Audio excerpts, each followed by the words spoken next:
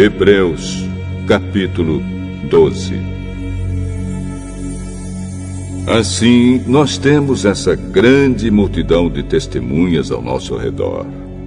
Portanto, deixemos de lado tudo o que nos atrapalha e o pecado que se agarra firmemente em nós e continuemos a correr sem desanimar a corrida marcada para nós. Conservemos os nossos olhos fixos em Jesus, pois é por meio dele que a nossa fé começa, e é ele quem aperfeiçoa essa fé. Ele não deixou que a cruz fizesse com que ele desistisse. Pelo contrário, por causa da alegria que lhe foi prometida, ele não se importou com a humilhação de morrer na cruz e agora está sentado do lado direito do trono de Deus. Pensem no sofrimento dele e como suportou com paciência o ódio dos pecadores. Assim vocês não desanimem, nem desistam, porque na luta contra o pecado vocês ainda não tiveram de combater até a morte. Será que vocês já esqueceram as palavras de encorajamento que Deus lhes disse, como se vocês fossem filhos dele? Pois ele disse: preste atenção, meu filho, quando o Senhor o castiga, e não se desanime quando ele o repreende. Pois o Senhor corrige quem ele ama e castiga quem ele aceita como filho. Suportem o sofrimento com paciência, como se fosse um castigo dado por um pai, pois o sofrimento de vocês mostra que Deus os está tratando como seus filhos. Será que existe algum filho que nunca foi corrigido pelo pai? Se vocês não são corrigidos, como acontece com todos os filhos de Deus, então não são filhos de verdade, mas filhos ilegítimos. No caso dos nossos pais humanos, eles nos corrigiam e nós os respeitávamos. Então devemos obedecer muito mais ainda ao nosso Pai Celestial, e assim viveremos. Os nossos pais humanos nos corrigiam durante pouco tempo, pois achavam que isso era certo. Mas Deus nos corrige para o nosso próprio bem, para que participemos da sua santidade. Quando somos corrigidos, isso no momento nos parece motivo de tristeza e não de alegria. Porém, mais tarde, os que foram corrigidos recebem como recompensa uma vida correta e de paz. Portanto, levantem suas mãos cansadas e fortaleçam os seus joelhos enfraquecidos. Andem por caminhos aplanados, para que o pé aleijado não manque, mas seja curado. Procurem ter paz com todos e se esforcem para viver uma vida completamente dedicada ao Senhor, pois sem isso ninguém o verá.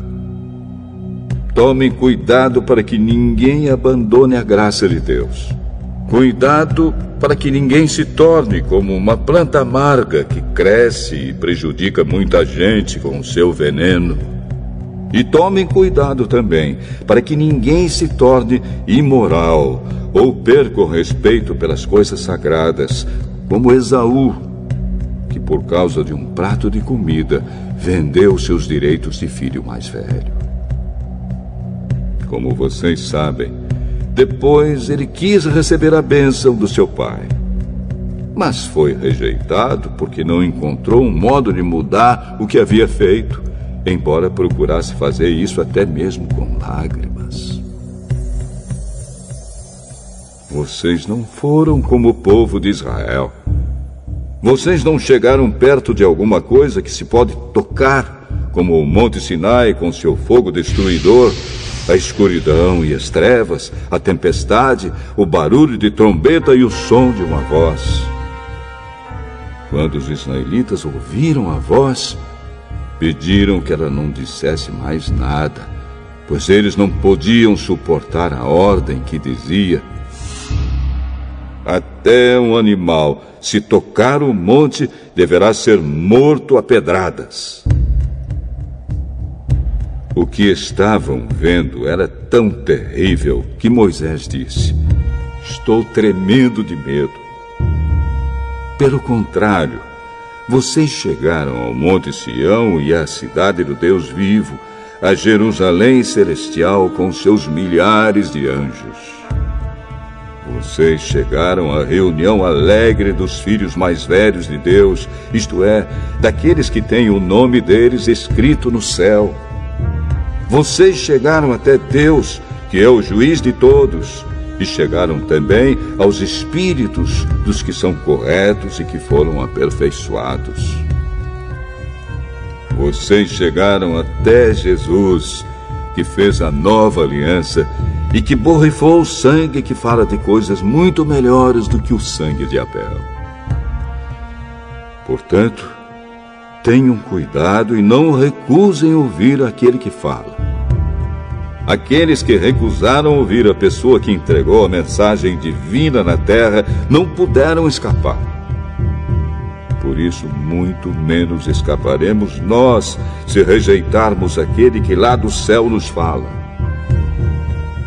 Naquele tempo, a voz de Deus fez com que a terra estremecesse. Mas agora ele prometeu isto: mais uma vez farei com que trema não somente a terra, mas também o céu.